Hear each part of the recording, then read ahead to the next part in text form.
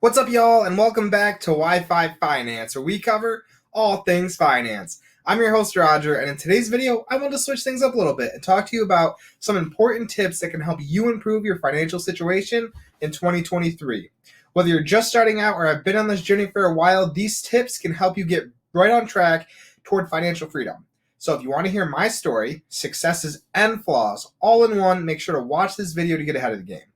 Just a side note, anything I'm about to say in this video is my own experience. I'm in no way a financial consultant. I recommend if you have questions or need guidance, please reach out to a professional.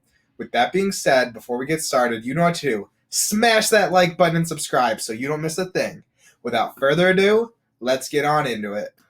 So tip number one is create a budget and stick to it. One of the most important things you can do for your personal finance is to create a budget. A budget will help you track all of your income and expenses and ensure that you're not overspending on things that you don't need. You can use a budget app or spreadsheet to create your budget. It's also important to review your budget regularly and make adjustments if necessary.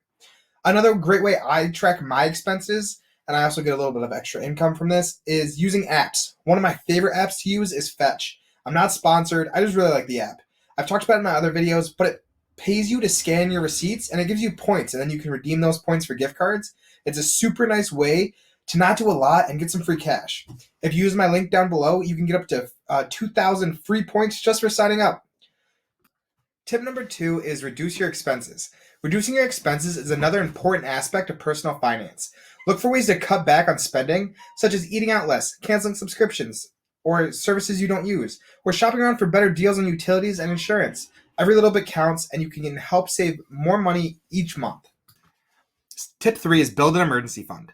An emergency fund is a money set aside for unexpected expenses such as a car repair or a medical bill. Having an emergency fund can help you avoid going into debt when unexpected expenses arise. Aim to save at least 3 to 6 months worth of your living expenses in an emergency fund. Tip four is paying off debt. If you have debt such as credit card debt or student loans, it's important to make a plan to pay it off as soon as possible. Start by making a list of all of your debts and their interest rates.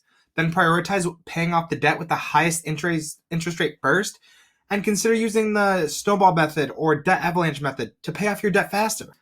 Tip number five is save for retirement. It's never too early to start thinking about retirement, and especially saving for it. If your employer offers a 401k plan, contribute as much as you can, especially if they offer a match.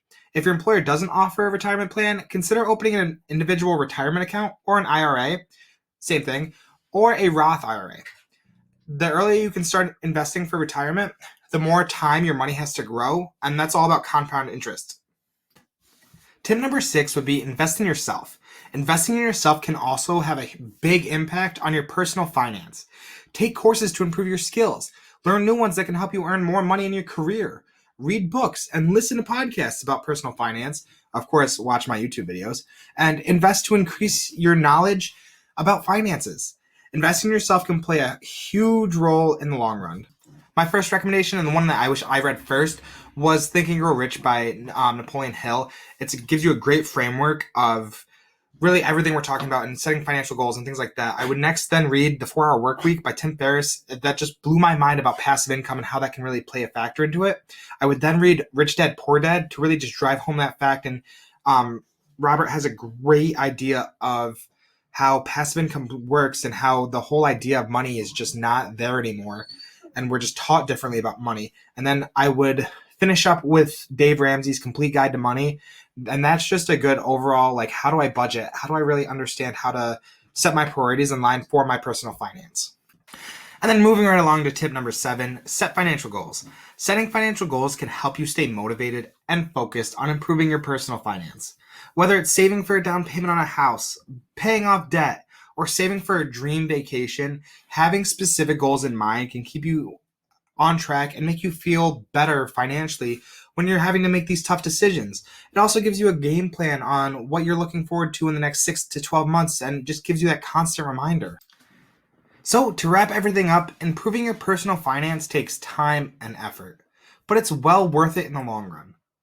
By creating a budget, reducing your expenses, building an emergency fund, paying off debt, and saving for retirement, investing in yourself, and then setting financial goals, you can slowly but surely take control of all of your finances and achieve financial freedom in no time.